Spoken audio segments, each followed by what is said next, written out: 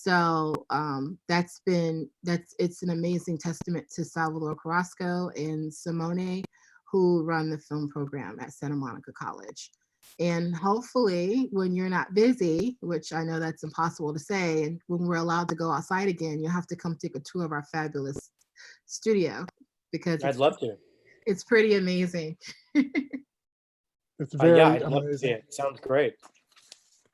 Now, one of the things that's interesting about the Zoom interface and in this scenario is that you kind of your own tech director, host, remote operator. So if from time to time I don't have the lock eye contact that I would normally like to have with you, Matt, or you students, it's simply because I'm managing 5 human beings in the same home, 3 of which are under 12, and 4 canines that are running around our house in the midst of a global health crisis. But Right. we're having fun, and we're actually just really psyched, Matt, that you could participate in this in lieu of coming to Santa Monica College and doing it live. Now, Well, thanks for having me, Adam. of course. I want to ask you, what is your background? Is there a particular, is that an image I should be recognizing? Well, it actually is one of my random. I just put it up and just happened to find it. It is the movie. It is a still from a location scout on a movie that I've sort of disowned. But from the Fantastic Four, it's a street in Baton Rouge where we were scouting. Michael B. Jordan does a street race in that movie, and we were scouting all of this stuff at night. And so it was one of my still frames from that, and I just happened to find it and put it up randomly. Well, I love that we've got a still from a location shoot, and how cool that you even got to work on a Fantastic Four movie. Even if it wasn't everything you might have wanted it to be. Well, I was fortunate in that it was the first mega, multi-million-dollar, $100+ million movie that I worked on. So it was a tremendous opportunity in that sense. But we were all disappointed in the result and the way the movie was ultimately treated. So it's kind of one of those things that I kind of talk about like this, but it was a learning experience, so. There's ups and downs in anybody's career. I remember when I graduated from SC, and I don't know if you graduated in the same year, because I did so many tours of duty in graduate school, and you were an undergrad when I was a graduate. I was an undergrad. Yeah. Yeah. So by way of context, everybody, I was a graduate student at USC Film, and Matt was this exceptional undergraduate. And there were some sharp undergraduates. I remember James Gray was maybe a year or 2 ahead of you, Matt. Yeah. There were some students who were comers, but it wasn't often that a graduate production, especially the final production of a graduate student's career, would utilize a undergraduate cinematographer. And it was just very clear that Matt had a special talent. He was really buttoned up too, just like had his act together, had that perfect kind of balance of being both ambitious but not being obnoxious at all. And I was lucky enough to be able to work with him on my graduate thesis film. And that's how we came to know each other. And so we have a lot of the same kind of background and philosophy about visual storytelling. We were both, I'm assuming that you took Bruce's class, Bruce Block's class, is it? I sort of crashed it. It wasn't open to the undergrads, um, as I recall. And I You were would sit correct. in. I would sit in from time to time, and I basically audit it when I could, and then I just picked up a lot from being around and people talking about it. And he gave, sometimes he would the undergraduate classes, and he would do a day, and kind of do a 2 hour lecture, um, based on, you know, a semester worth of work. And it always kind of it got me thinking, and it got me longing to know more, every time I dealt with Bruce. So I Yeah. sought him out a little bit. Yeah, I think that's awesome. And that's exactly the sort of thing students that I'm talking about when I said that Matt was ambitious but not obnoxious, right? Like he would be a student. Did you like how I picked out this for you, Matt, by the way, the Hawaiian shirt? It's nice, thank you. And it's not Thanks. even Aloha Friday. I mean, I so know. it's Aloha Monday.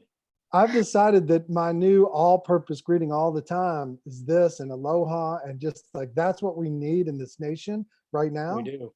is we need some We do. aloha love, aloha spirit. Yeah, Chakra. man. Yeah.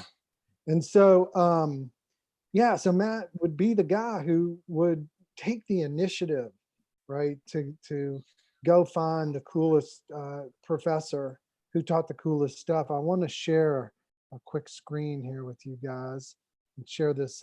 This is the cover of Bruce's book. So Bruce Block, professor at USC in the graduate school, and let me just see really quick. Let's see. I want to make sure that we're. Oh, good. It looks like our streaming is working. So for those of you guys who are watching on YouTube, we want to just send you a power aloha. Matt, Redelia, give them a power aloha. Yes, we have a bunch of students here that are going to be asking Matt questions. But right now, we're oh, you know what? They probably didn't see our power aloha because I've got the share screen up. So we might have to do that again. All right. So this image here, the visual story, is a very special book by this professor at USC who used to teach how to tell stories visually, how to tell them cinematically, and how to take what were traditionally visual design principles from, say, fine art, or if you were taking a painting class, things like line, shape, color, space. And then you would also, because it was motion pictures and not just pictures, you would add rhythm and movement. And then how could you orchestrate those visuals to help sort of modulate the intensity of the experience of the movie and help express emotions. And so this is the underpinning of Matt's discipline, and I'm sure he had other influences, and certainly the underpinnings of many filmmakers from USC. And I highly recommend that book if visual storytelling, cinematic storytelling is something that you're interested in. What are some of the key things that you might remember, and nothing may come to mind? What do you anything come to mind when you think back on that class, Matt?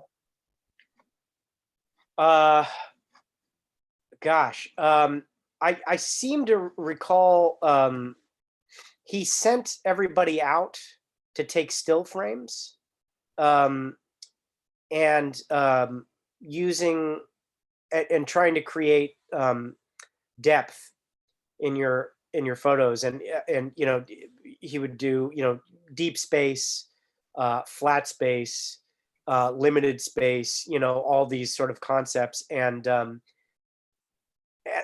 me, that was the greatest thing. You wandered around with your camera, and then, like a friend, and you would try to recreate these kind of visual concepts in your environment, you know. And so um, that was the thing that stuck with me the most, as how fundamental just taking a still image was to being a building block for your sequence.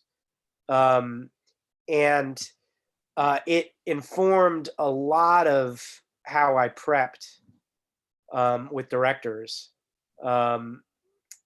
primarily once I started doing television, because we had such limited time in the day, and we were always I was always on these shows that were trying to do so much, and we're trying to expand what was possible in television visually, and but we didn't have the luxury of, let's say, the schedule of like a movie that I'm accustomed to now. And so I would go to locations with the director and an AD and a PA, and we'd literally act out the scenes and take pictures of where everybody was going to stand and what was in the background, and and try to craft the shots, or at least sort of the beginning thread of what we wanted to do visually. And that all came from Bruce's class, and to me, it's still the best discipline for being prepared to shoot, is that time just with the director, without distraction, and a very limited number of people, and just doing it. To me, it's better than storyboards. It's better than previs. You're standing in the space, where the light's coming from, if it's an exterior, or even if you're an interior and you love this location, you kind of know how the location photographs, and it just starts the process. So I think more than anything, that's what Bruce introduced to me. Yeah, that's awesome. And there's a language that you gain, and it's something I haven't really talked much about within the Welcome to Hollywood class, because it's more of a director, cinematographer conversation. But you develop a language, like Matt, for instance, was just talking about deep space and flat space and limited space. I'm gonna just pull up a few shots here for you guys. Do you guys, Matt, Redelia, are you seeing the Wes Anderson shot? Yes, Yeah. we are. Yeah, so Matt referred to flat space. So what Bruce was talking about is he sort of said, okay, there's different ways you can organize or present space, in your shots, in your movie, for whatever creative purpose you might have. And we all know Wes Anderson is a huge fan of flat space. Sometimes that's reason enough. It might just be that the particular director or DP has a predilection to a particular stylistic choice. It might be that it's more specific to a moment or a movie, but the language is what's important. So this is an example of a flat space with no what are called depth cues, right? As opposed to this shot, which is from Citizen Kane, and it has what are called depth cues, which is, for instance, these lines that run towards a vanishing point along the horizon line, and the same sized heads get smaller and smaller as they scale up the screen. And then there's an even fancier one called limited space, which is a fun way to organize space, where you have action on two separate planes, and there is never any camera movement or character blocking that occurs on the z-axis, and that has a particular interesting sort of feeling that it can convey. Now, a lot of directors don't engage. I haven't read Bruce's book, right? For instance, they don't know that language. Matt, how do you talk with a director that doesn't come from that sort of formalistic training? Well, that's tough. I suppose that the short answer is that, ultimately I'm the one setting up all the shots, and even though I'm trying to do what the director wants and tell their story the way that they want, it's all filtered through my sensibility. So it's going to come out whether we've talked about it or not. It's just just because I'm looking through the camera. So sometimes I think that you really have to pick maybe a few concepts that that directors like, and I think the way that I sort of talk about it without talking about it is by showing them, like, we watch movies together and see what they respond to. And if they really respond to something, I'll dig in. Why do you like that? Do you like where the camera is? Do you like the color going on here? Is it the lighting? Is it the proximity of the character to the camera? Is it the way the camera moves? I'll really drill in on them. And then once I start seeing a pattern of what they like, then that starts to formulate the look. Yeah. And have you worked with directors who say have read that book? I mean, are you afforded that luxury? It's like, oh yeah, I can talk within that frame and that language. The directors that I've worked with have come from all kinds of backgrounds. And very few of them have gone to film school and come from sort of an academic approach to things. A couple have, but so yeah, I mean, I think the book is never explicitly stated, but it does come up. The concepts come up all the time, and I still very much think the way that book does. So the way I'm going to help them construct a sequence is informed by that book. So even though it's never mentioned, it's so ingrained in me. And the things that I tend to gravitate to as an example of something that's cinematic or something that's effective visually tends to have these principles in them. So I think it's a great building block, so to speak. Yeah. Now I do want to mention to everybody that if you have a question, remember you can click that chat bubble, that little dialogue bubble at the bottom of your screen, just over to the right of center a little bit. And then you can select down at the bottom of the Zoom group chat window, select Redelia, and then send her a question if you'd like to ask one. And that goes for both SMC students and ASU students. And then Redelia will work it in. And also Redelia, I'm sure you might have questions too. So please just weave them in. Okay. And I also want to remind everybody that at this point, you want to have your cameras off. And when we get to the Q&A portion, you can turn your cameras back on. Yeah. You know what? And actually, before we continue, because I want Matt to have a chance to see, Matt, if you look in the upper right of your Zoom meeting window, you'll see either, are you in gallery view or are you in speaker view? Are you seeing a bunch of screens or are you seeing me pop up and then Redelia pop up? I am seeing a bunch of screens. Okay, good. Okay, so But for a moment, you know what? Put all the screens on for a second. Before we go any further, everybody turn their cameras on so Matt can see you. So let's get all the cameras on, and you'll see, Matt, they're probably on the left and right of your screen. You can scroll and see a bunch more students and a bunch more students. It's like the biggest Brady Bunch screen of all time. Now, everybody turn on your microphones. Turn on your microphones. Okay. Oh, okay.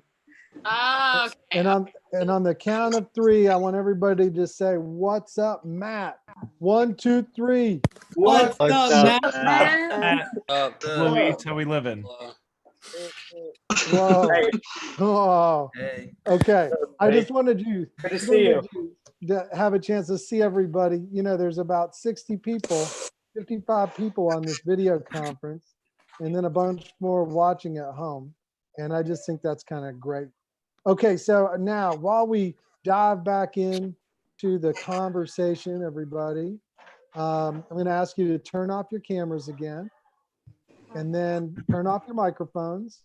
And then what you can do, Matt, is in one of those empty boxes, if you hover your cursor and click the 3 dots in the upper right, it'll say down at the bottom, hide non-video participants, right? And then it will just be me, Redelia, and you.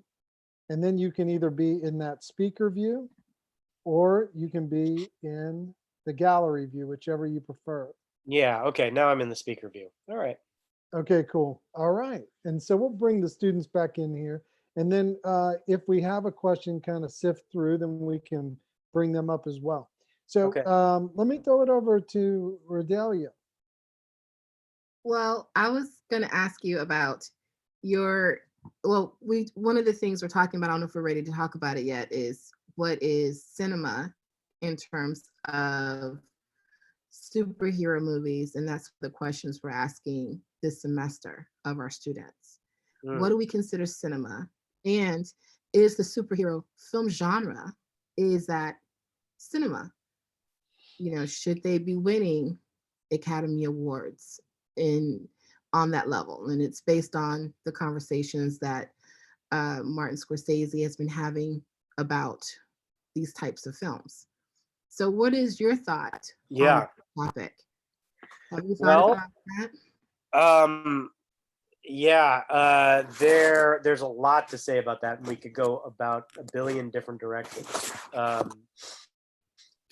am a huge fan of Martin Scorsese and of Coppola, who jumped in the mix, and all of that. You know, it's interesting kind of reading up again on what exactly Scorsese said, and there is a lot of truth to. Hold on, sorry. A lot of truth to his statements. You know, I think the thing that he's complaining about, I also have a lot of agreement with. But I think in terms of, you know, there are several things that we need to sort of lay out in order to have this discussion. Adam and I were talking about this a little bit the other day, is that you know, there is capital C cinema and what that is, and we've got to define what that means and what are some of the characteristics of what we consider cinematic. And then, you know, and then I'll just diverge from that for a minute and talk about just the superhero movie, or what the superhero movie has become. And you know, it is now, I think you have to classify it as a genre. There's no other way to look at it. In the same way that the gangster film was a genre, in the same way that the Western was a genre. And there were a lot of bad Westerns, a lot of them. And they were made for, you know, since the beginning of the silent era until they died out in, you know, the early 70s or so. And then, you know, come back as sort of revisionist Westerns and revisionist editions of the genre, you know. So, and the Western has obviously achieved, there's some artistry. I mean, in the Western. The Searchers is one of the great American movies, and it's iconic. And the image of John Wayne in the doorway in silhouette looking out to Monument Valley is one of the most recognizable shots in cinema history, and has influenced that shot has influenced filmmakers. Um, but yeah, I mean, for every John Ford, you could name about 5 or 6 westerns that are terrible. And does that make the western genre not cinematic? I don't think so. And the same way with the gangster movie. The gangster movie, particularly, it was Warner Brothers who really kind of had a stranglehold on the gangster genre, and those were cheapy B movies, exploitation movies. But clearly, Goodfellas and The Godfather are gangster movies, and they're some of the most influential and filmically literate movies ever made. And again, so I don't think you can say that the superhero movie is not inherently cinematic, because it includes and encompasses too many different styles and filmmakers and approaches. And I would put up The Dark Knight with any of those, classic gangster movies, or some of the westerns. I think it's stunning. So and some of the brightest and best filmmakers are making superhero movies now. Right. So it can be elevated. It just like anything, it's hit or miss. So let me jump in there for a sec then. Yeah. So two thoughts. First, because I'm an academic, right? So being definitional is part of my DNA. And I want to make a distinction between, for the purposes of this class, right? These are just our own definitions. But for the purposes of this class, a distinction between capital C cinema and cinematic, right? And for as our provisional definitions for the purposes of this class is that capital C cinema, in the most general sense, is simply a special subset of movies that is, as you said, Matt, elevated in some way.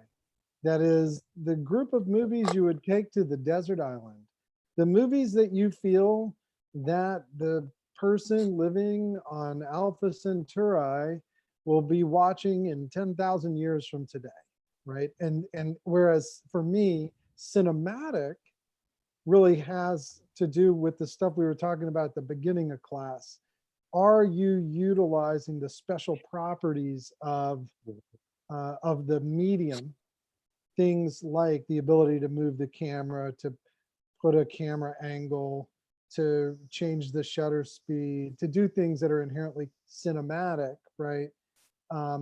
Is how I would define cinematic. So there might be a movie that's actually cinematic, right? But isn't necessarily capital C cinema. But I would tell you also that I don't think that in terms of my special capital C cinema, a requirement, a criteria for admission into the Pantheon is that it has to be cinematic. It has to be. And by cinematic, that doesn't mean that it has to have fancy camera tricks. It just means, is it using the medium? And like students we talked about with Hamilton Sterling, the objective correlative, is it using the medium in its most effective way? So you might have a Martin Scorsese film, which is doing all kinds of whirly-dirly camera tricks and it works, right? But you also might have a Hal Ashby movie that is as naturalistic feeling as unobtrusive as what the academics would call as transparent a style as you could imagine. You just see right through it. Mm. And that could be the cinematic quality that that film has. But I wanted to just make that distinction. But what about for you, Matt? Well, what are the special properties, qualities, the criteria? What is it about how about the Searchers that differentiates it from all those other westerns? Right.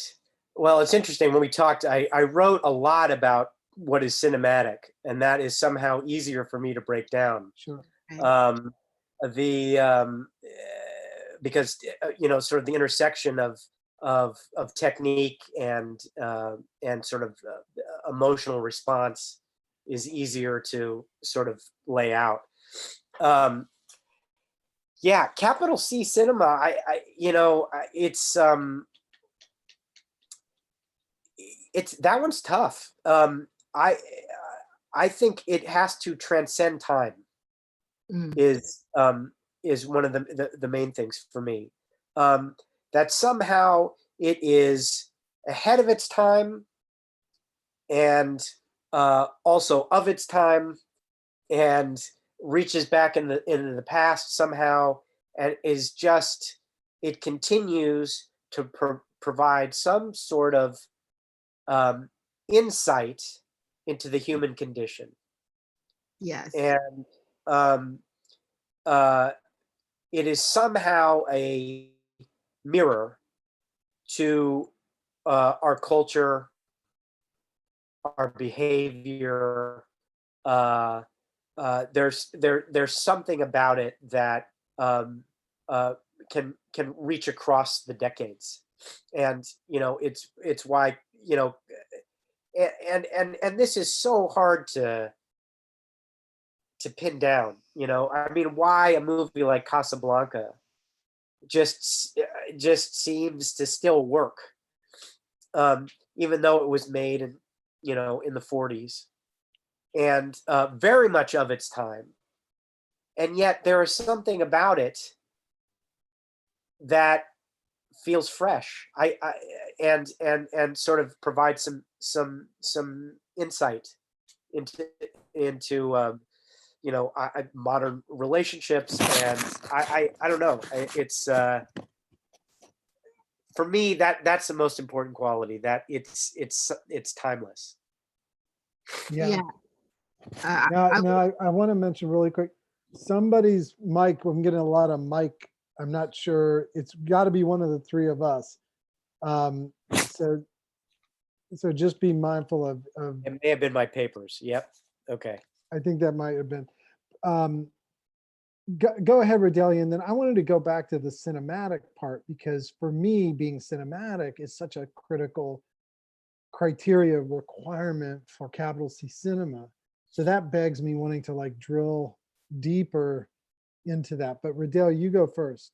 Well, I was just going to agree with Matt in terms of being able to transcend time. Like, for me, that film is Network 1976. I mean, it just seems to be such a timeless classic film, and everything works in that film. It's like, it's really amazing to see. And what a statement.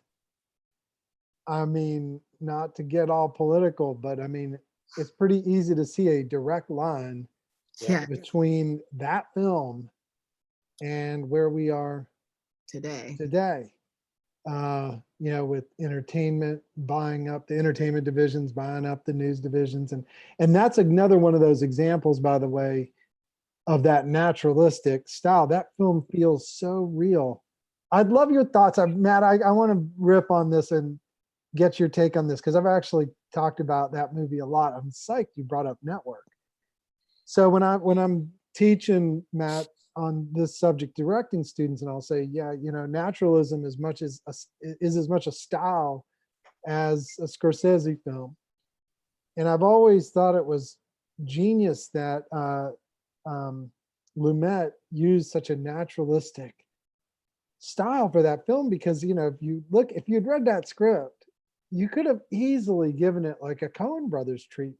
Sure. In its time, it was like totally ridiculous. Crazy man of the airwaves, and hey, let's Yeah. follow around, you know, uh, you know, a militant, terrorist group. It was absurd. And yet, it only took a decade or two for those things to become real. But how do you land? What do you think about the use of that particular naturalistic style for that movie? And what are your thoughts on, how you land on, a particular style for a particular movie? Right. Well, I think Owen Roizman shot Network, and Correct. who also shot The French Connection, and very similar vein in the sense of but sort of fly on the wall, um observational kind of way of doing things. I love that style. It is not something I'm asked to do a lot of, but when it works, it's I don't know.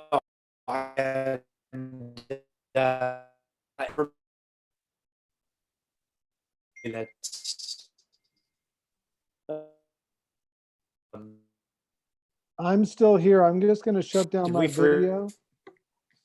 Sorry, guys. I'm going to just shut down my video. Redelia, are you able to hear okay without a lot of lag? okay? I'm still Yeah. here. Yeah, okay. I hear you. Matt, you still there? Yes. Okay. Yeah, Adam, can you hear us? Yeah. You Okay. guys just go ahead. I'll pop up every now and again. I think if I drop out my camera, I'll be able to get better sync. So you guys keep going. Okay. Okay. All right. And then as far as like arriving at a style for a movie, it's it's funny. I think that particularly in the position that I'm in these days, you tend to get in the door based on the work that you've already done. Mm-hmm. And so uh it's very easy as a cinematographer to get pigeonholed as doing one kind of style. Right. And so given kind of the last 10 years, I've been doing a lot of sci-fi, fantasy, superhero, action, visual effects kind of stuff. I tend to get the same sort of material put, or they want what I already do. So uh, I haven't had a ton of discussions about that lately, about what the style of the movie is. I think those discussions tend to emerge when you work with a particular filmmaker director more than once, and you start moving into different material. And certainly, this is something that I encountered with Patty, because we not only did the two Wonder Womans, but we also did a couple episodes of a mini series, I Am the Night. And we had a lot of discussions about what the style of that show was going to be. And that emerged over several weeks. But we'd had sort of a shorthand already, and I kind of knew where her interests lie. And so but I brought a lot of photo books to her and sort of placed them in front of her and said, what about this? What about that? Looked at a lot of period photography. We're talking a lot about movies of the time, a time period as well. And, you sort of weave this tapestry um, of influences, um, and then give yourself a couple of rules or limits Mhm. with what you do with the camera. And for me, that means like, um, well, I'm only going to shoot with certain kinds of lenses, and I'm going to really limit my lens package so that I'm shooting with a limited palette of lenses. And I'm gonna favor wide angle lenses, and I'm gonna try to shoot wide shots on a 21 millimeter, and I'm going to shoot close-ups on a 40 millimeter, but I'm going to move the camera in close to Mm. do it. And you start developing that kind of language, and then the style sort of takes on its own life. And a lot of I would love to say that a lot of style is clearly defined, Adam, but I find that it's not. Um, and that I'm always looking at this big board of photos that I locations and all the photos that I take. And from there, you start shooting, and then you start to notice how the camera responds to certain actors or what movements seem to work well with the story, and it just sort of blossoms from there. And I have yet to work with a director like Wes Anderson, who is like, okay, flat space, we're going to center punch everything. Everything's going to be in pinks and mid green. I have yet to deal with somebody who's that much of a stylist. Um, it tends to be a more loosely threaded set of ideas. Okay. Um, I have a couple questions from students that I want to feed in here.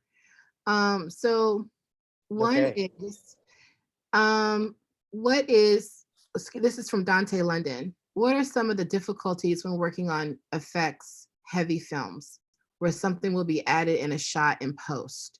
How is a scene like Steve Trevor's escape in the first Wonder Woman shot with the massive CG explosion and Chris Pine in a plane?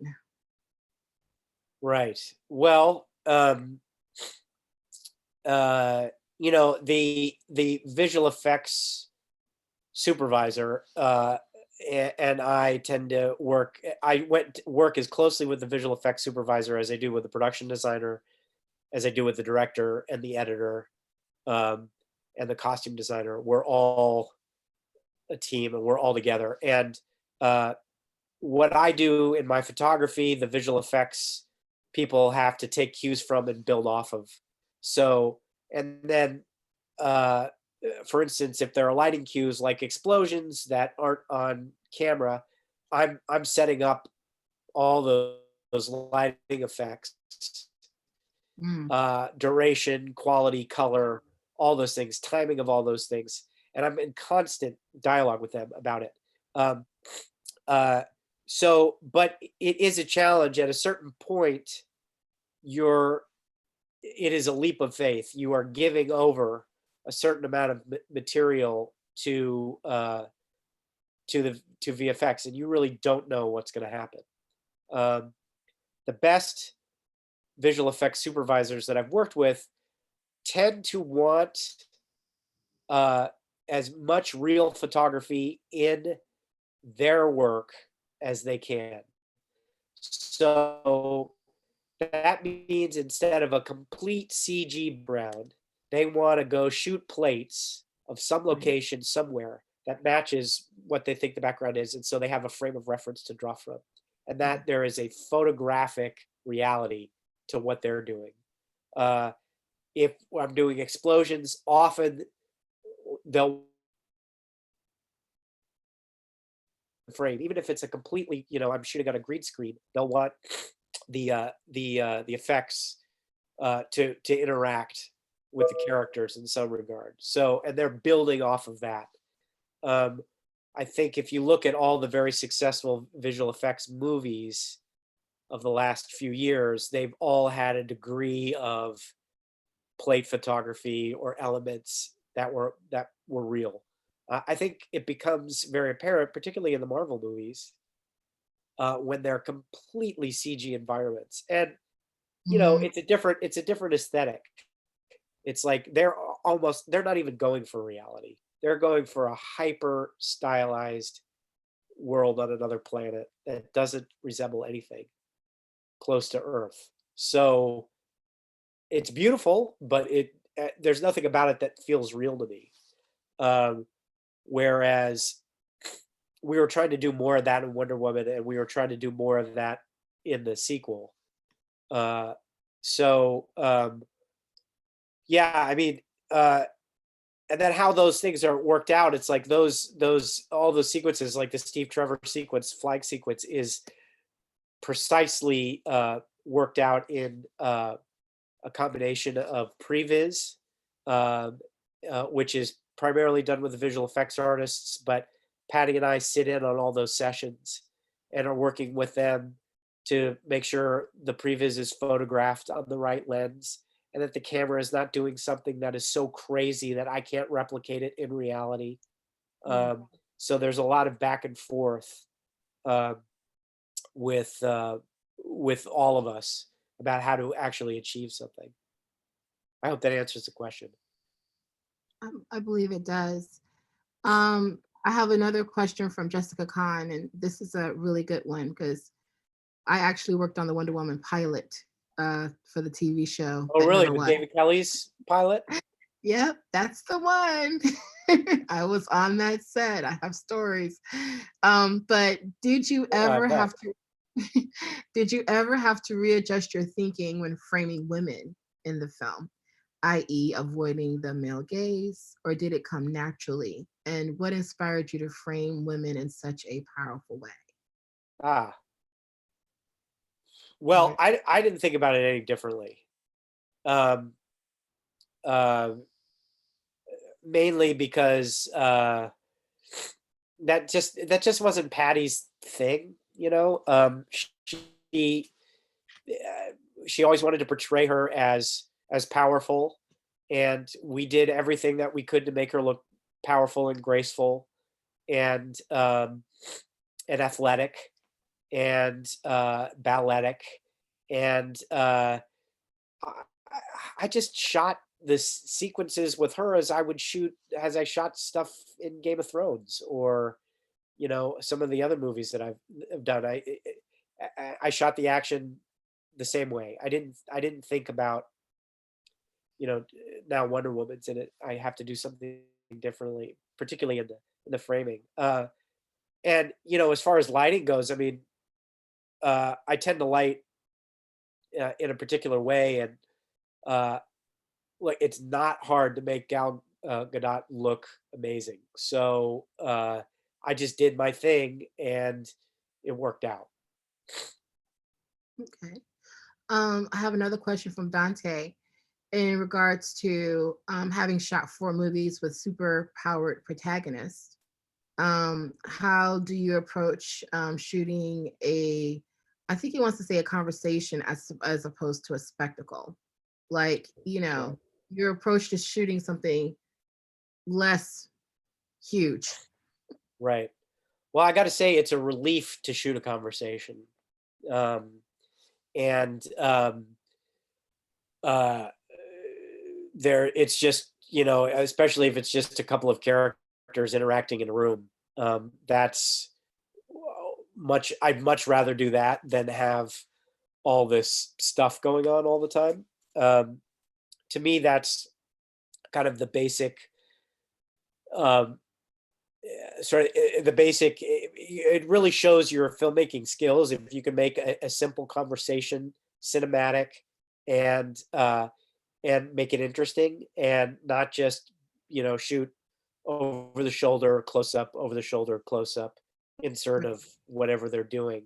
If you can work with the director to make the blocking interesting, to make the camera move uh, with dialogue, or to include people in part of the frame and then pan away from them and then they're not in the frame and then you come back to that character those kinds of things really thrill me.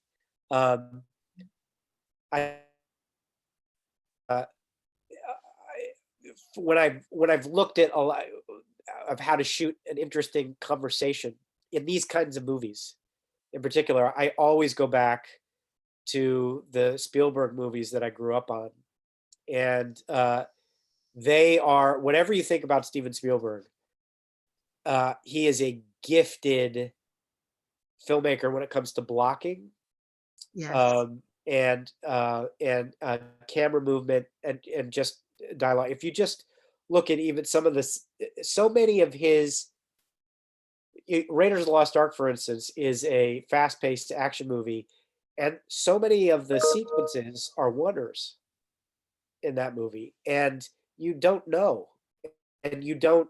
It just the camera sort of glides from character to character, and you don't get bored, and it doesn't also draw attention to itself, and so that's very much a pop culture movie, and he's a pop culture director, and that's where I think he really excelled. And so I looked at a lot of that kind of stuff. If you watch how he shoots conversations, it's really thrilling, um, to see how he presents information and draws you in. Definitely. You know, I wanted to throw in there that you're right about Spielberg's style. I don't think anybody would have ever talked about him as being like the king of the oneers, for instance, right? Like they're really transparent. Yeah. But it's funny, I think on that particular craftsmanship, being able to create these single take shots that just sort of seem to like land in the right place at the right time, that have this very sort of classic Hollywood feel, Yeah. but don't feel dated in any way either. It's really, it is worth its own study. I don't hear people talking about that particular part of his craft. Yeah. And to me, it's the part of his craft that should be examined the most, Yeah. because Yeah, I hear that. it's Wow. for all the other things and all the controversies, and the debate about what kind of filmmaker he is. It's almost where he has no equal in a lot of current directors. I hear you. Yeah. I just I gonna have, yeah, Go ahead. I have to say about Steven, I don't know if you've ever seen The Color Purple, but the scene where Nettie is thrown off the farm, and the blocking and the movement of that scene is just so powerful. Like you just, you're hearing the direction of he gave each actor, was like, no matter what, you do not let each other go. Yeah. And it's so, the blocking, that whole scene, it's just amazing. Yeah. Yeah, it is. I mean, and it shows up in even movies that you kind of write off that aren't great. Like every once in a while, I'll catch something on cable or something, and I'll stumble on it, and it's like, my God, it's just wow. I just want to watch this part of the movie. I don't want to watch the rest of the movie, but I'll just watch Yeah. this oneer. So yeah. So look, conversations are great. And it's something that I'm really fascinated by right now, because I've done so many of these big action movies which require so much, just to be able to work with a couple of actors and camera, and do something that is compelling is really thrilling. I have another student question. This is from Anthony from ASU. Do you believe that making superhero movies is just as attainable as making a Western or a gangster movie? Because he says he's never seen a low budget superhero movie. That's interesting. Right. Well, and I'm assuming he means for filmmakers starting out. Um, Yeah. and this kind of opens up a larger discussion, which is I think it's very attainable. I don't think it's obtainable at as your first film. Um, but often, and as of late, young directors are getting to do these huge movies, and it's only their second or third movie, and because the the middle has dropped out of the movie business. There's low budget movies, and then there's tent poles, it seems, or Yeah. horror movies are somewhere in the middle, but they tend to be around the $20 million range. There's no 60, $70 million movie. Like it So used- if you look at somebody like who I worked with, Josh Trank, we made Chronicle for a very, very low budget, and that obviously catapulted him to the Fantastic Four. And then Gareth Edwards, who did a short movie called Monsters, which I've never seen, but I'm told is pretty exceptional for what it was made for, and more of that he got Godzilla. Now I don't always agree that this is the best way forward, um, but I think it's obtainable if we just want to start there. Um, I 100 million, $200 million movies. There's so much pressure. I don't think you want to do them your Mhm. second or third movie out. Uh, there's too many things. You need to have kicked around a little bit. It certainly you can do it, you know, but it helps to have uh, more years of experience and systems in place to help you make the movie. And even then, it's hard. It's hard for people who are veterans. The other piece of that, um, and a couple things come to mind. The first is one of the things that a young person would have trouble contending with, and I can speak to this even in my own experience, having gotten out of film school and done not a $200 million movie, but a relatively big film off of a short, is that there are just certain diplomacies and etiquettes Yeah. and protocols, and most importantly, sort of the politics of it's almost like office politics. Yeah. And if you don't have any clue or have any real experience about how those things work, then you don't have any clue. And it's really hard to get a clue until you've been in those environments. And Yeah. it's one of the reasons why we're so interested at FilmSpark in trying to give you students internship opportunities and semi-professional opportunities so you can learn those sorts of dynamics, because those dynamics are absolutely essential ingredient to how movies get made, because it's a big social operation. The other issue too is that the decision for the studios to work on these superhero movies, it's not by accident. I mean, you're right. It would take amazing ingenuity for somebody with $10 million to frankly do what Matt did with Chronicle, right? I mean, they were. I think that film cost less than that, and yet it felt like a big movie. So to be able to do that on a low budget is particularly challenging. But the point here is that that's exactly why the studios are choosing those sorts of movies, because they know that that anybody can make Taxi Driver now. The means of production, of post-production, of even marketing and distribution are available to anyone.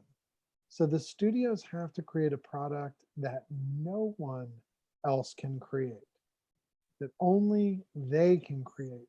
That's right. And so that may have ended up being superhero movies. It might have been some other type of genre. Yeah. But right now, that's the one that that they're able to do in a way that are simply beyond the reach of certainly low budget filmmakers, but even medium budgeted filmmakers. In reference to the Yeah. Chronicle, And go ahead.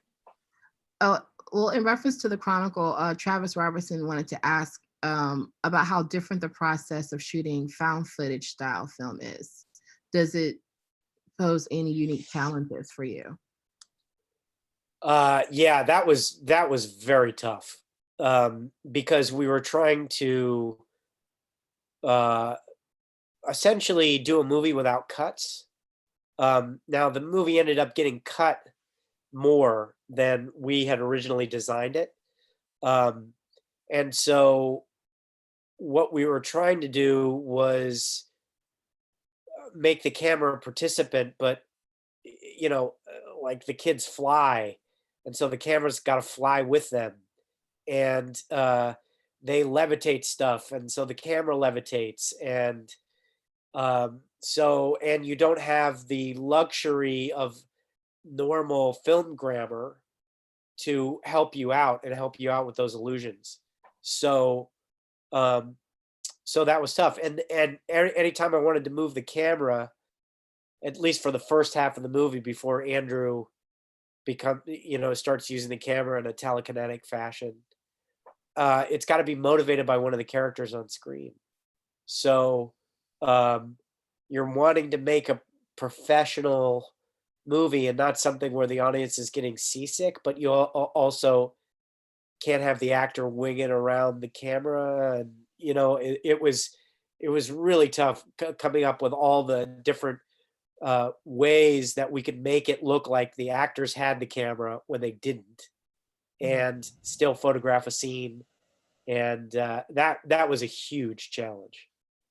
We had all these crazy rigs for the camera to slide across the floor when it was kicked, for it to fly across the room when it was hit, for a character to be able to photograph themselves and then turn it around on the other characters while driving, things like that.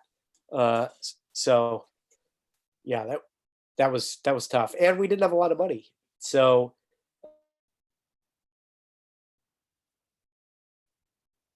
way to do it, because what comes out of the invention that comes out of having no money is sometimes far more rewarding than when you have all the resources and time in the world. Somehow you just make things more complicated than they need to be. Matt, I want to just chime in because I think there's some stuffy nose going on there. I want to Yes. be sensitive about your, fatigue level or just how you're feeling. How are you rolling with this? How much time? I'm doing well. I probably got another 20 minutes in me. That's great. Okay. All right. I'd like to now turn that conversation a little bit more back to the cinematic aspects, right? That again, just speaking very selfishly, for me, a movie's got to be cinematic in order to be capital C cinema, which means for me that it's really using those visual elements, and particularly the camera, in a way that is evocative. And so what I'm going to do is I'm going to do this for the students watching it on YouTube as well. I'm going to send everybody the scene via the chat box. And I want everybody to watch this scene and then make sure your mics are off, but that you can hear the volume of the scene. This is a very special scene from Wonder Woman that I think is exceptionally cinematic, and then I want to talk about it. So does everybody see the link there? Yeah, it's there. It just came through the chat. So So everybody click that and then go watch it and then come back and we're going to talk about it.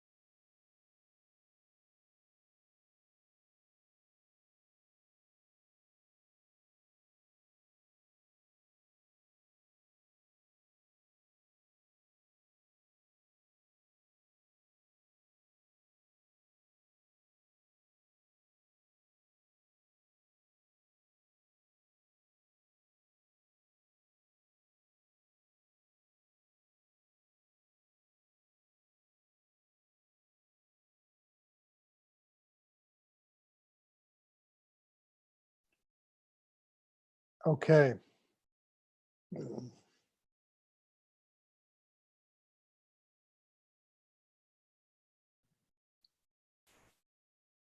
Very beautiful scene. Yeah, Matt, can you hear us?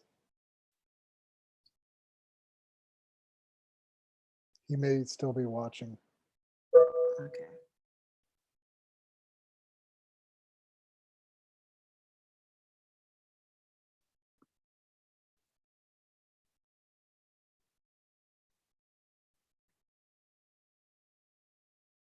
Matt, you with us?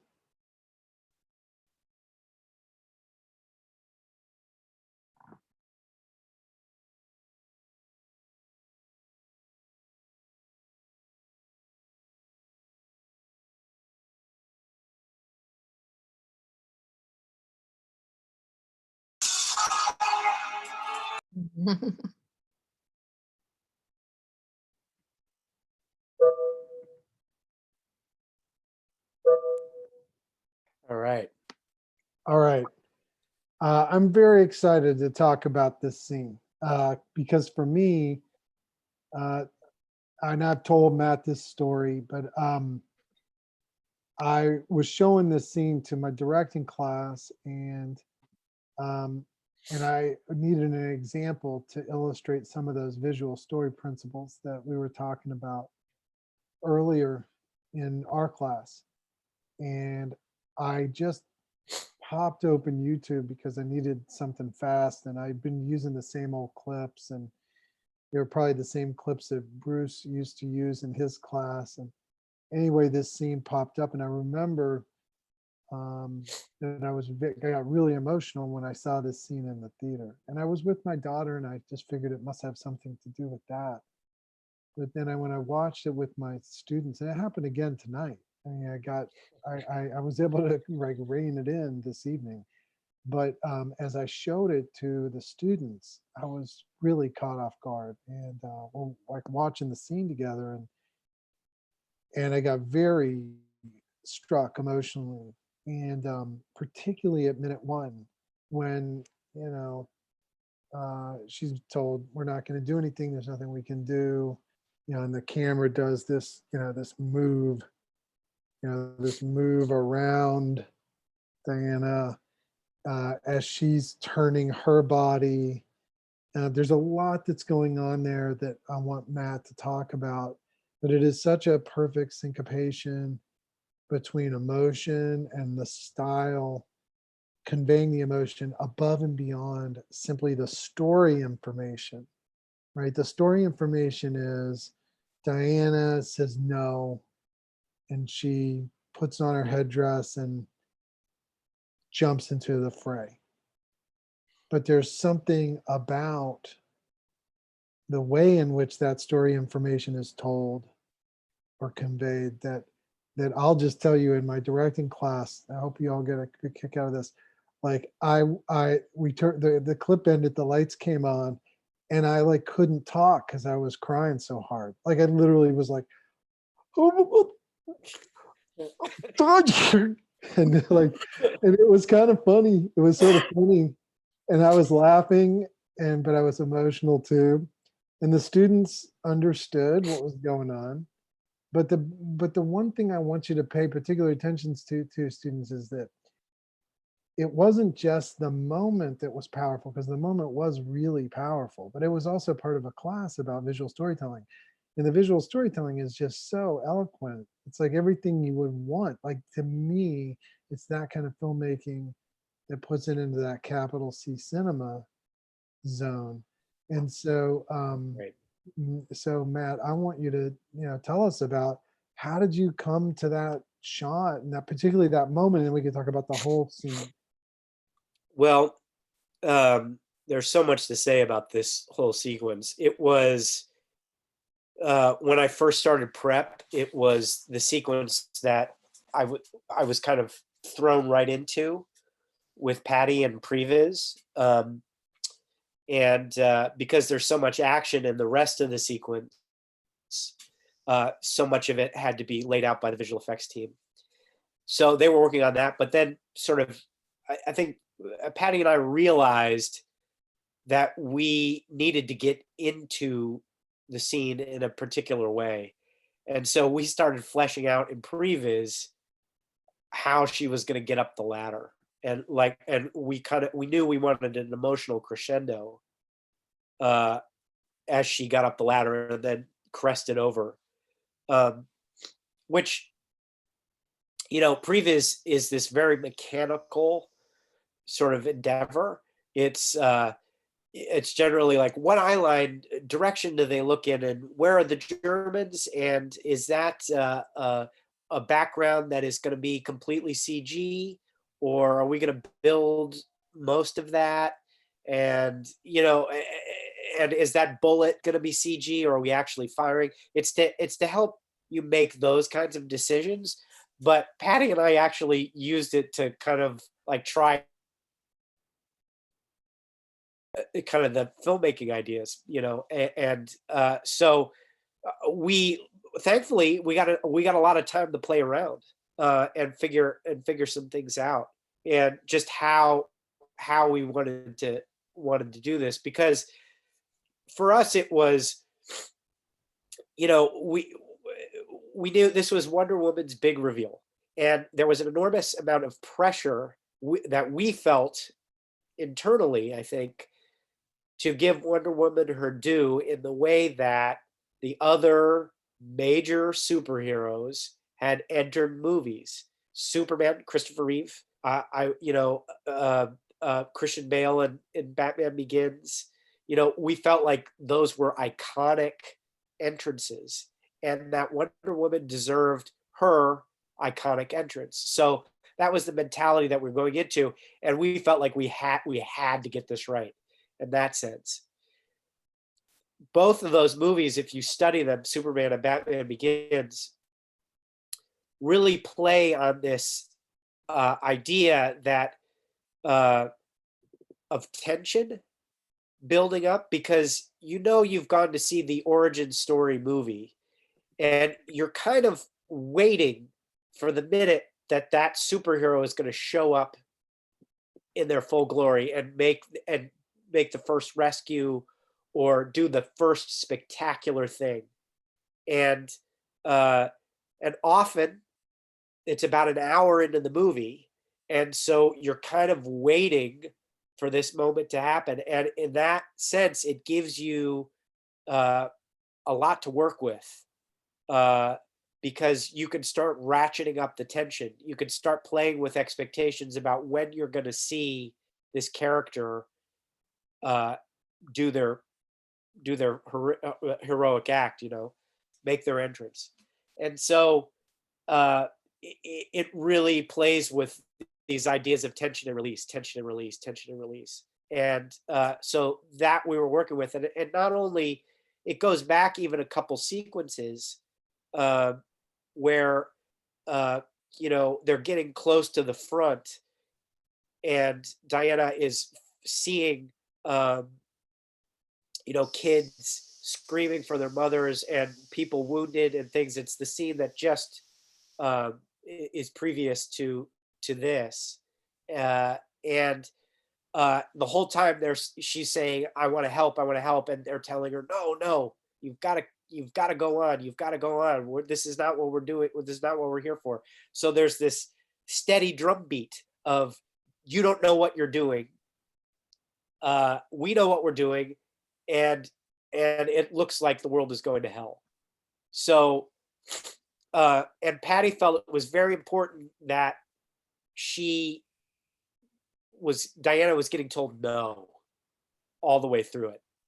And that, you know, and she's up until this point been sort of this naive fish out of water in this modern world. And yet she's the most powerful character, you know? So you're kind of working with the audience's expectations in that.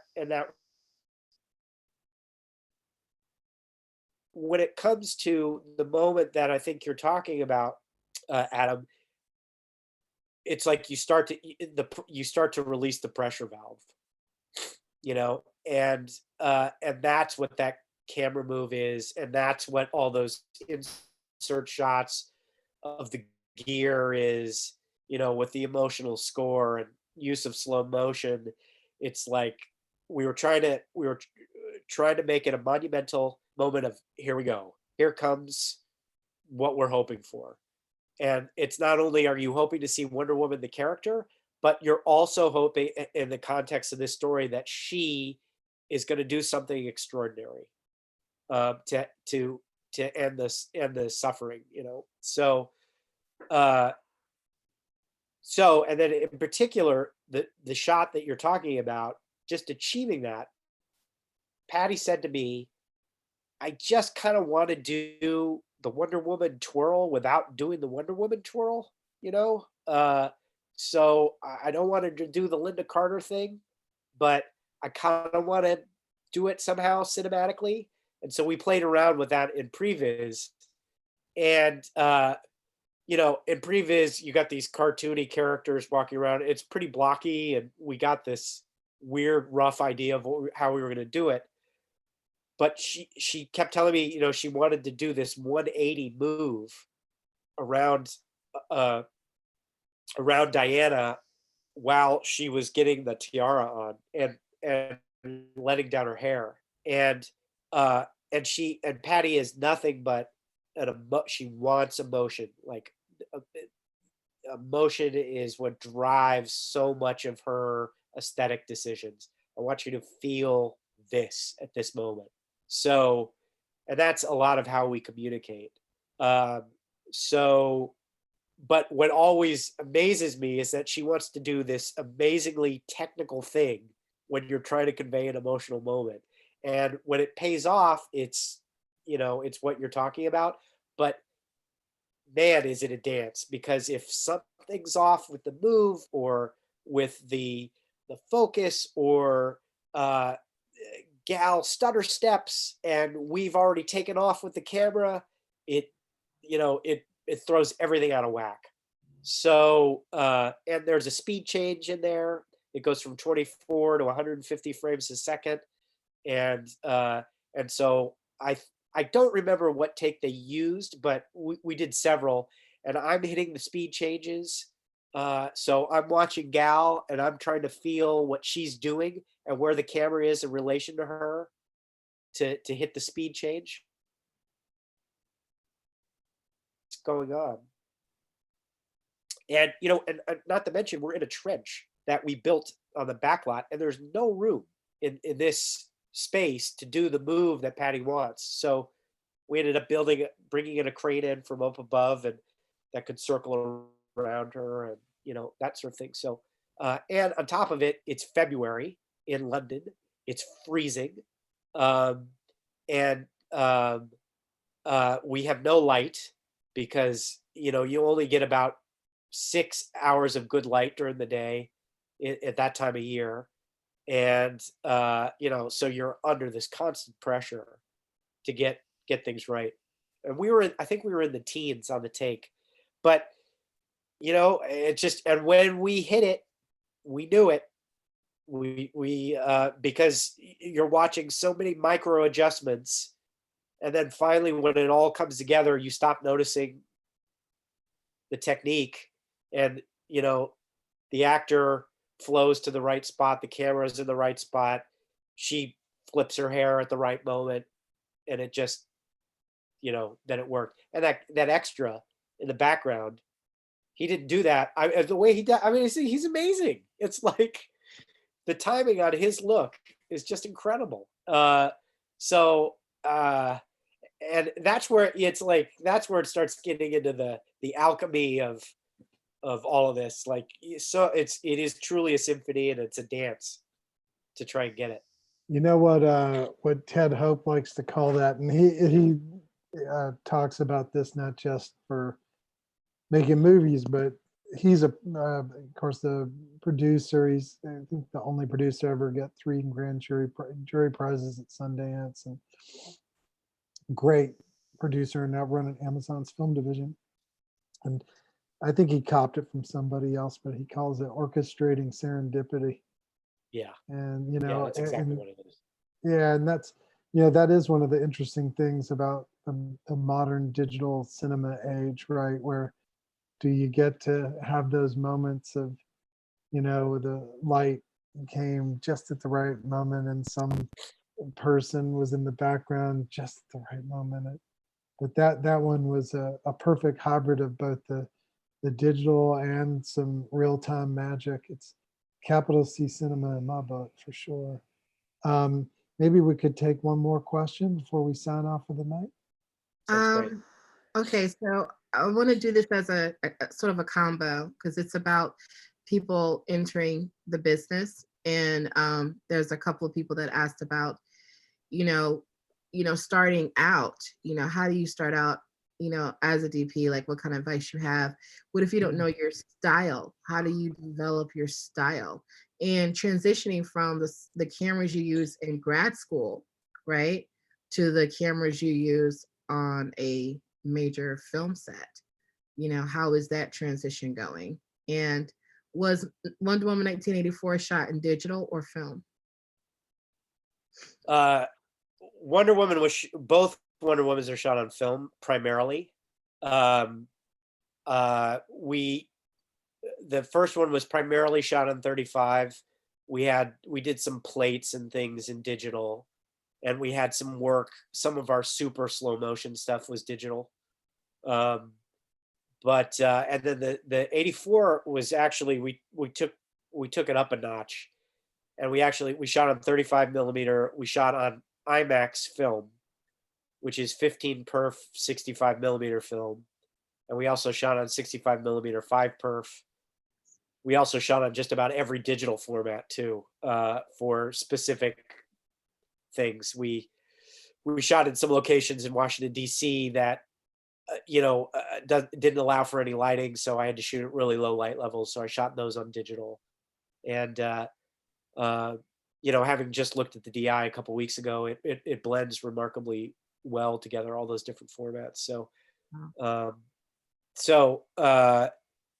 and then, when I started shooting, there really was no choice. You shot on film. So I learned on film, and I still think it's the best way to learn. And it is, I can't say that it's a superior medium. I tend to enjoy it, shooting on it a little more, because it's what I grew up shooting on. And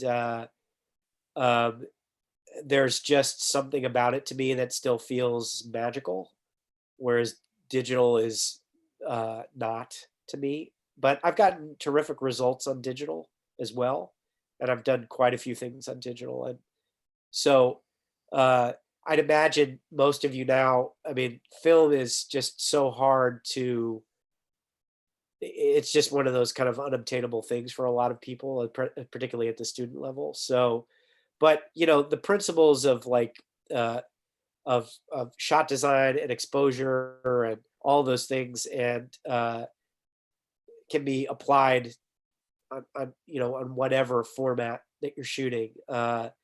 So they, I don't know what kind of cameras you're using, or but a good shot is a good shot.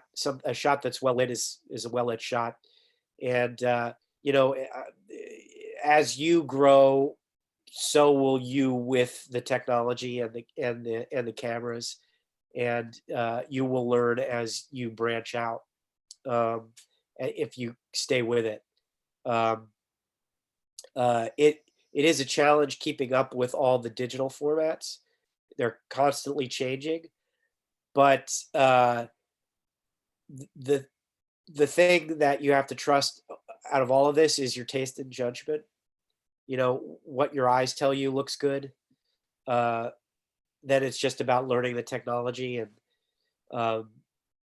that's the easier part of it than knowing how to craft something. And in terms of finding your style, like, it evolves. I certainly hope that I haven't arrived at my style now. I hope that I continue to evolve, and that I get the next 10 years of my career is completely different than the last 10 years in terms of the kinds of things I'm working on, and the kinds of cinematic techniques I'm using, the kinds of stories I'm gravitating to. So I think that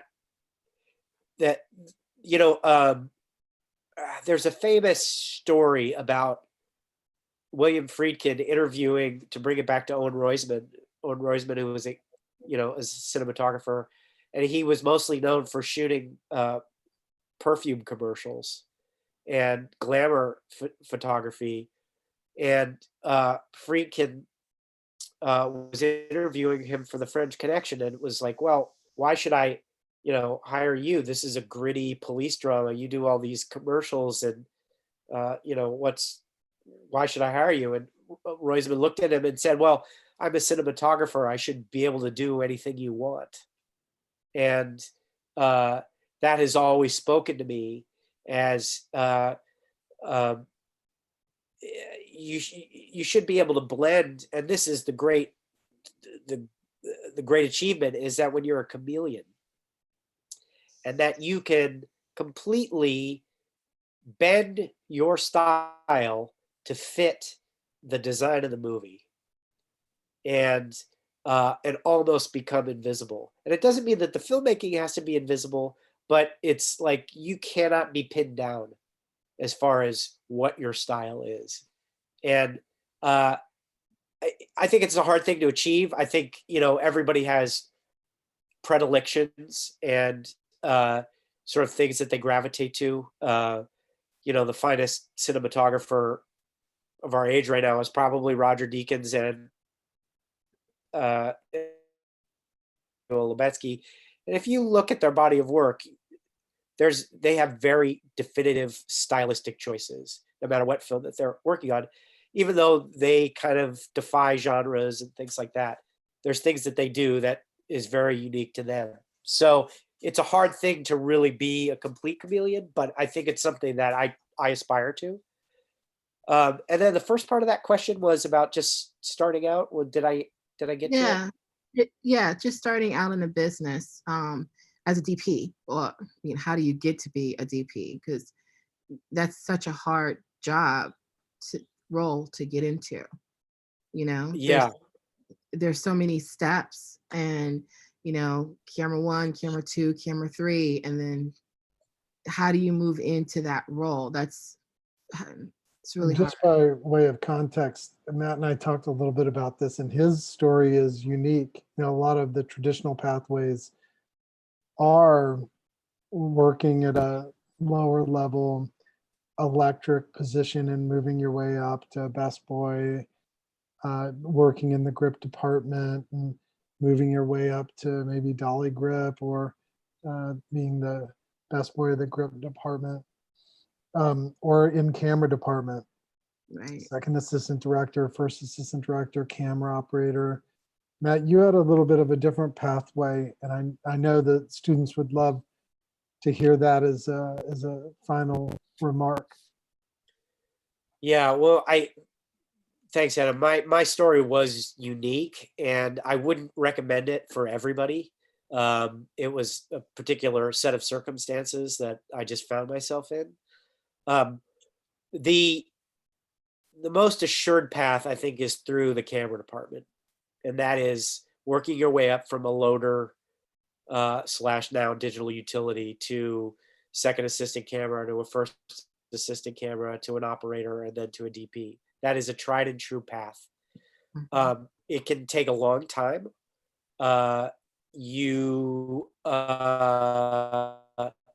It's hard to make transitions, particularly when you go from operator to cinematographer.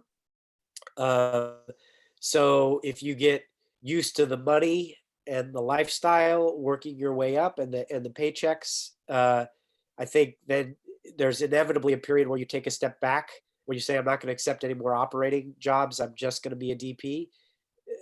No matter what, every person I've talked to have done this. It was hard.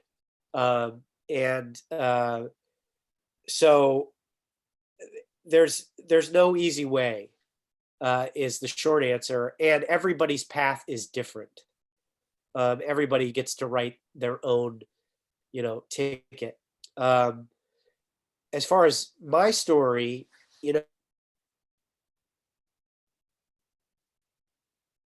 as a gaffer, I worked as a second AC. I operated. I shot second units. I did all of those jobs, but I never said, "Well, I'm a second AC.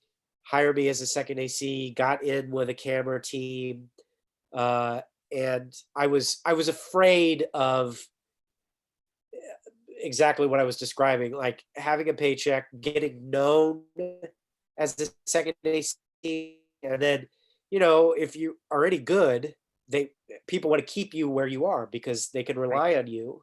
Right. And so it's harder to make those transitions and move up. Um, and I didn't want to do that. Um, so I had a couple of stellar mentors who were ASC members, and a couple of them were nominated for Academy Awards, and uh, all of them gave me the same advice, which was, look, if you know what you want to do, just do it. Just shoot. Try to make your pathway that way. And they also said, you're not going to eat for a little while. Don't get married. Um, and, you know, you're going to struggle. But in the took about 8 years for me before I started truly earning all my salary from being a DP. Um, and that was a long time. But I think it would have been longer had I worked up my way up in the camera ranks. Um, and frankly, I just wanted to go out and shoot stuff. So I did everything that I could. I shot a lot of. I stayed very closely connected to USC, and so I went back after I graduated and shot quite a few thesis films, graduate thesis films. Um, I had finished up and worked with Adam, and then I went and did a few more um, after that. That also, a couple of them got some attention in film festivals, and I really treated those opportunities as professional opportunities in that I produced my entire end, and that I would sit down during the week and get on the phone with every camera rental house and grip and lighting place that was offering student discounts. And I saw who was giving equipment for free, and I got to know them. And I got to know that you had to send an insurance certificate to all of them, and where the pickups were and where they were. This one was in Burbank, and the other one was in Sherman Oaks, and this one was back in Hollywood. And I got to know the people at the rental houses, and so I learned how to do my job. And then I just called every crew member I knew and begged them to come work for me for free. Like if I knew a second AC, I would have him come in and first AC for me for a weekend because they wanted to get more time pulling focus. So come on in and help me out with this student film.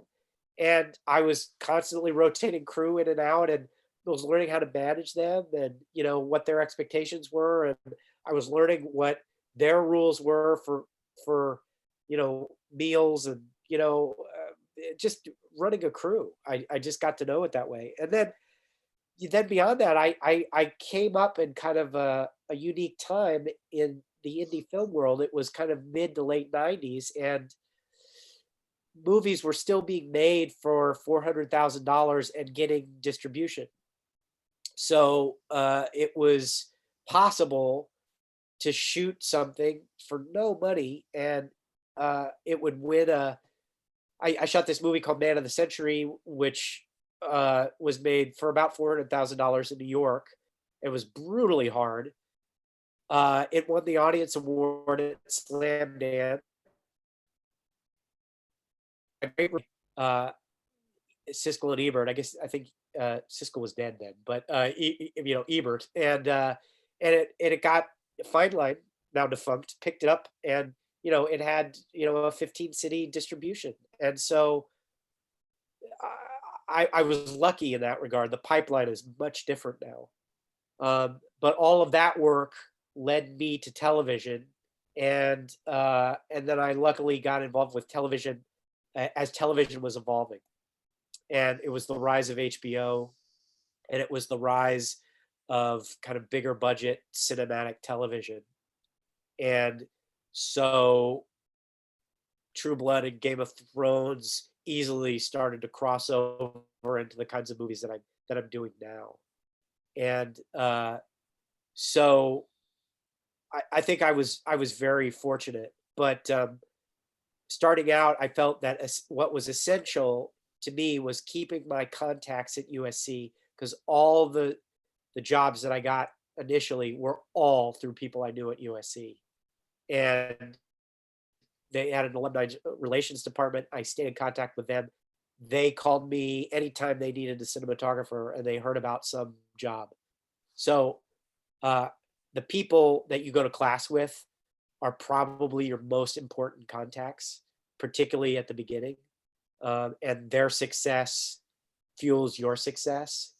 And it's all very much interdependent and interconnected in that way. And I just hustled. I just scrambled. I shot anything I could get my hands on, and any opportunity. And some were better than others. And that's what I have. That's it. I want to say something just quickly about that, especially at the tail end of it. Because it really speaks, very directly to what we are trying to do at Film Spark, and some of this stuff we can extend to our Santa Monica College friends. You guys have had the opportunity in the past, and we'll find opportunities in the future to participate in our career fairs that we do twice a year. And, the students at ASU know about our film and TV career boot camps that we do twice a year. We're still planning on doing our boot camp that we do in May. For us, only can do it for a small number of students, but we're actually going to do an online version of that. Because building that community is really important. And I think any business starts to really get meaningful when you can pick up the phone and call an old friend whom you've had shared experiences with and get something done. It's really meaningful, and it's tough and it's a little awkward at the beginning, and you kind of have to be that go-getter who's after it. You got a great example in Matt of somebody who went after it, and again, just found that perfect balance of, persistence, but politeness, and found his way into great success. And I just want to thank you so much, Matt, for coming and making the time to do this. Students, how about everybody pop on your cameras here so Matt can see you. Yeah, here we go.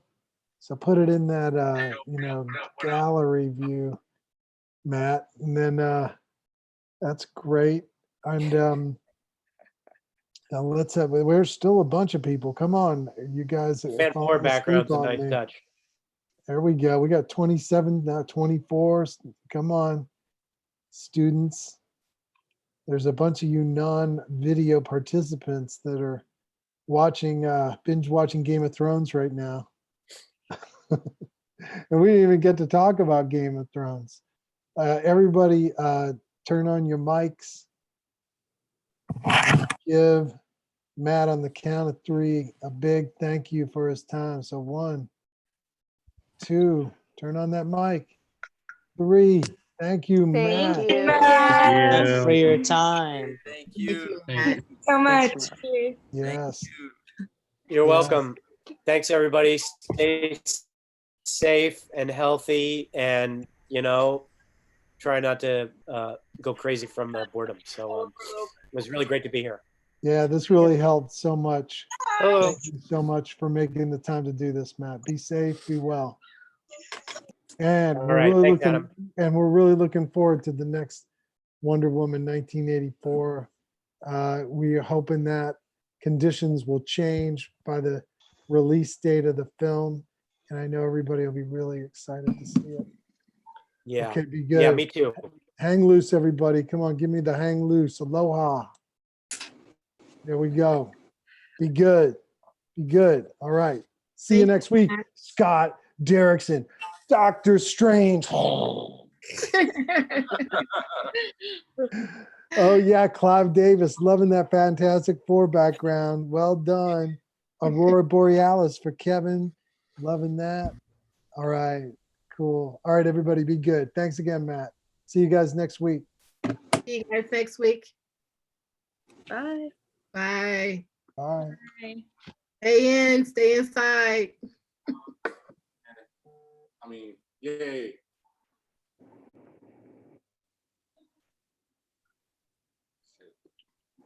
Bye, Redelia. Bye. See you later, Adam. I thought that was fantastic. I thought so too. They've Yeah. been fantastic. I How'd you can't like my Wonder Woman I was gonna background? say it's gorgeous. I love it. The lighting is perfect on you. You have a great comp. That's You have right. a great comp. Like it keyed perfectly. Yeah. How do you do Yeah. that? just, in you know, software. I asked Matt to come over and he lit it for me. Stop. Yeah. Oh, well, thank you so much. And Yeah. see you next week. Okay. See you next week. Okay. Bye. Bye.